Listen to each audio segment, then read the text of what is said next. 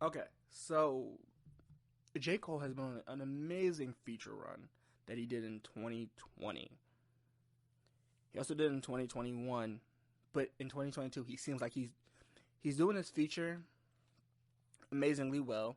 But I also have to say, Benny the Butcher on this song does better than I expect. But I didn't expect the Benny the Butcher and J. Cole aspect of the song on Johny P. I never expected J. Cole and Benny the Butcher to get on the song. I just didn't.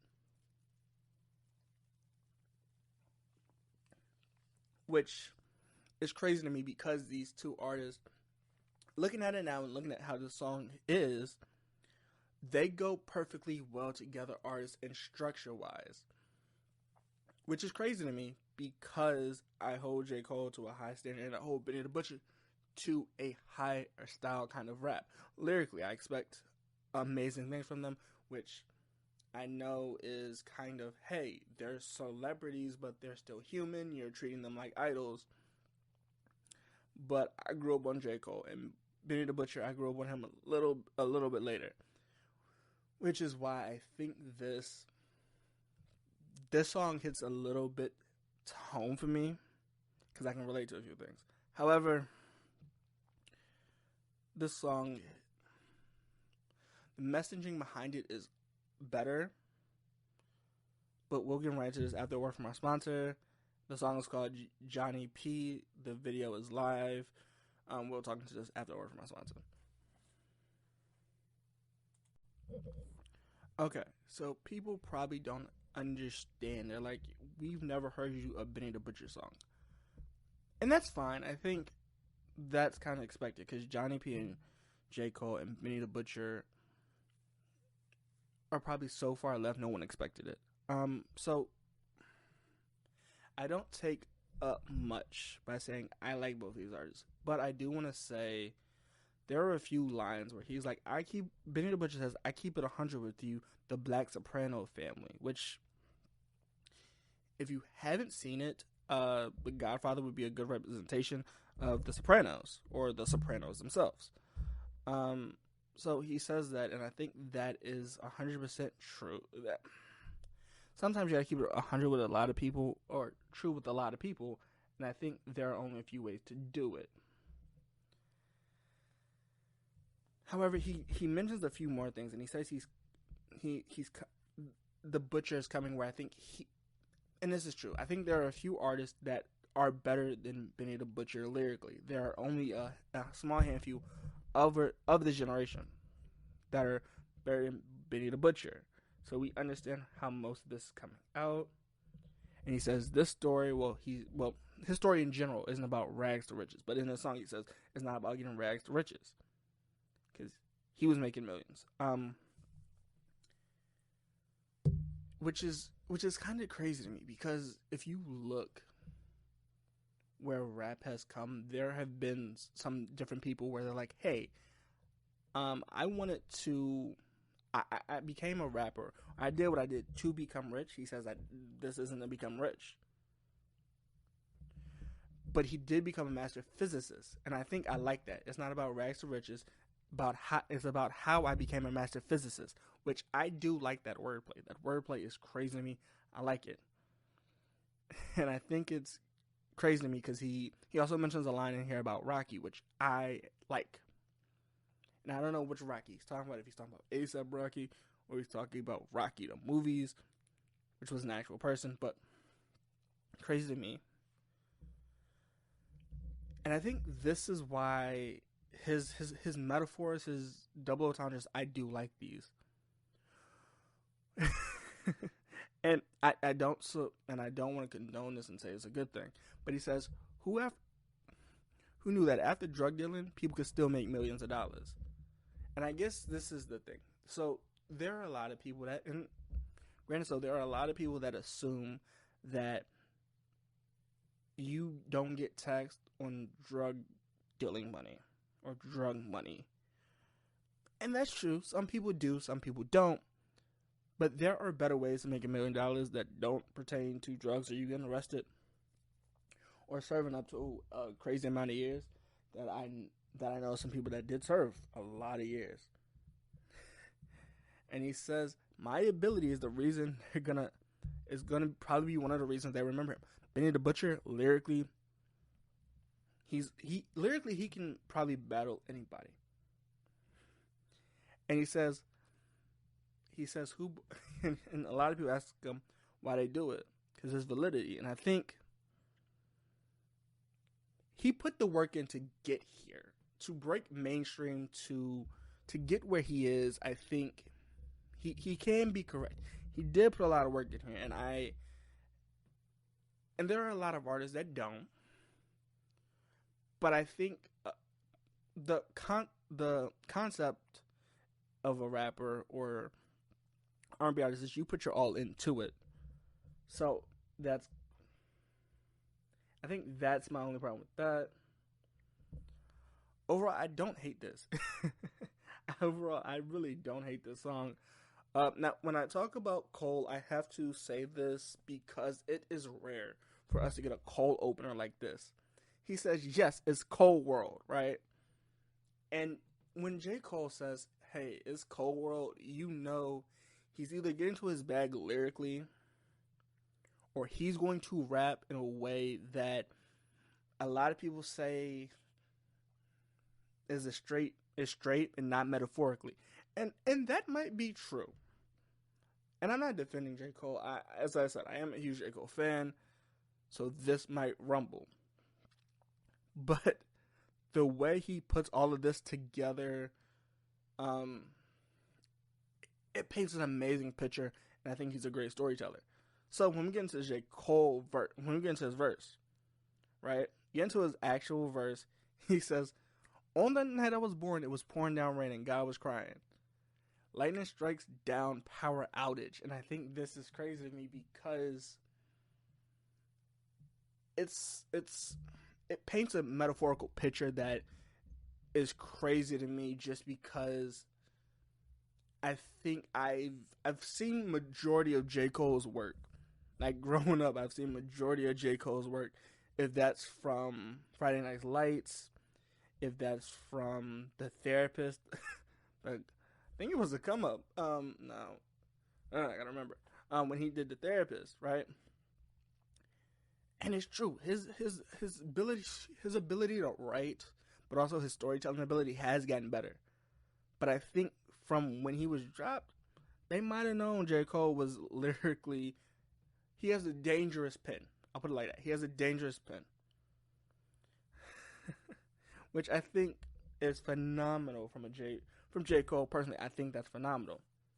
He says, "I never feel stressed in the booth," which I think is a question I had for J. Cole one time, and I think it's because people expect so much from him. He doesn't feel stressed anymore, and that's probably how he clears his mind, which I do like. But he says these guns and bar lines y'all are relying have a lot of people have a lot of. Now I wanna say this. There are some people that live that life.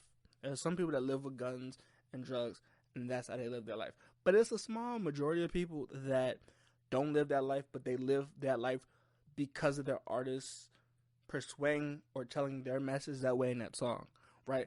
But there are a lot of people that love a celebrity, and when they talk about it, they feel like they're about those situations, which is not true. So don't put yourself in a situation because your favorite artist did it, or they said it in a song, and you want to feel how it actually feels. That's not the smartest thing. I promise you. You'll regret it faster than you can say it. And I don't know why that has become a trend with the way people live their lives, which that's fine. If you want to live your life that way, that's fine. He also says, I'm skating on these records, which I have to say, on all these features, it does seem like he's skating on the song. If it's the Heaven EP, if it's the off season, he seems like he's skating through them. And I do like that he's skating through these songs. But this is my thing. So then we get into the J. Cole that a lot of people might have a problem with. He said if they put me so I'm gonna come back to that. But he says if people put me on a song they're gonna see the wrath of the reaper. And I think what he means by that, and I could be wrong, but when he's saying that, I think he's saying anybody he puts on a song will be outshadowed, no matter how famous you are, right? Like, you will be outshadowed, and majority out rap. And two examples of that would be Moneybagg Yo and J. Cole, which is crazy to me that happened, but people forgot that that's Moneybagg Joe's song. The second or third song, I hate to do it this way, right? But it's just the way these songs fall in line. Jordan Lucas's and J. Cole's song Your Heart, I think people go back and they'll listen to it and listen to that J. Cole response and the answer that Jordan and J. Cole do, which I think is phenomenal, but you kind of forget that's Jordan's song. Another song where this takes place, which will be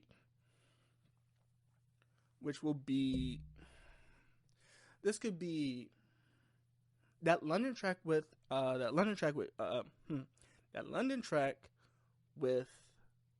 Young Thug, where he says, "I charge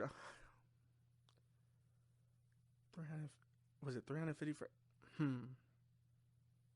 Was it 350 for a verse? Oh, 130, 350 for each word, and it would equal up to 2,000, right?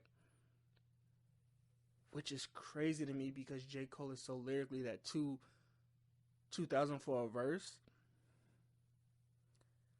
doesn't seem like a crazy number, but it seems low enough. It seems incredible low because J. Cole's verses, his freestyles, his features were very unique.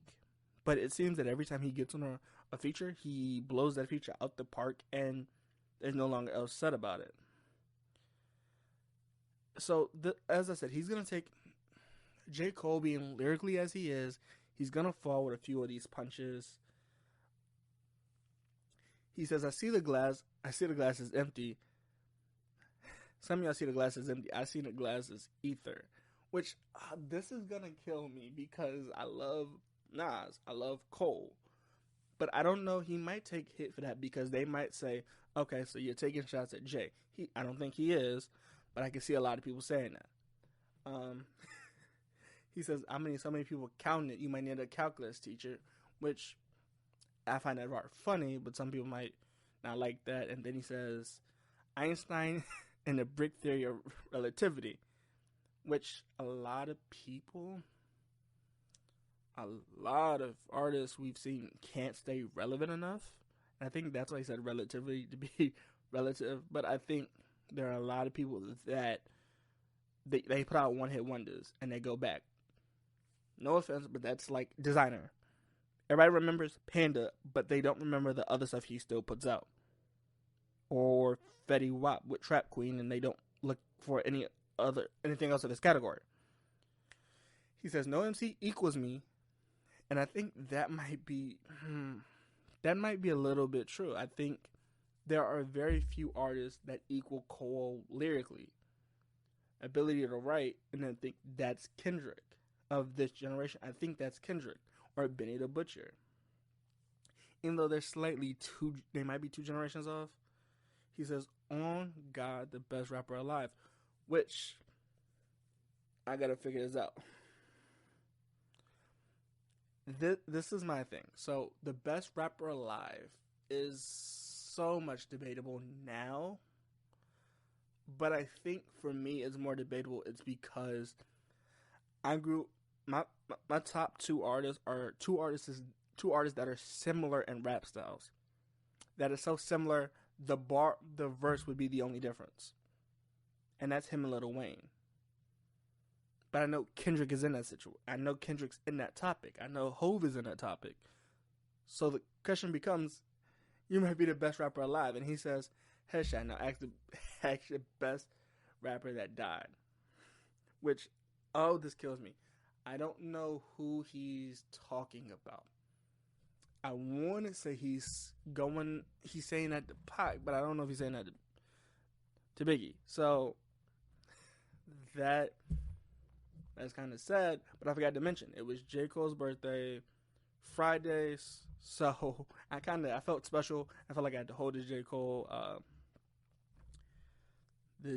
Cole episode after his birthday and the day after to let him shine and be his birthday. Hopefully he didn't forget his password. And he's never lied on a verse. Anything J. Cole has said, we've either seen it in the media or we've seen pictures of it. So, overall, I do like this J. Cole verse. I mean, and true, I think it's true, but I think Benny the Butcher adds another part to this, he says, who do I have to respect? Khan? Only two people I have to respect is Khan and West. And I don't know who he is talking about. But when he said Khan, I thought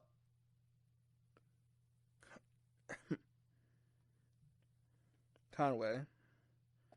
When he said West, I thought he meant Kanye West. But I'm not sure if he's talking about West Side. So if you're talking about Kanye West, I think there's a lot of people that don't give enough respect to Kanye, but Kanye is great production wise. Conway Machine, great lyrically. So I don't know who he's talking about, but if he's talking about those two artists, I do think that is a valid point to make. Besides those two people, who else you gotta respect? Because he makes good music. Now, it broke mainstream once, but will it break it again? We'll see. With J. Cole as a feature, most likely. Overall, I do like the messaging of the song, but right now I'm sitting at a 7.5 out of 10. And this is my second listen, so I'll listen to it again and see how it really feels. But my second listen, I'm going to give it a 7.5 out of 10. So we'll see.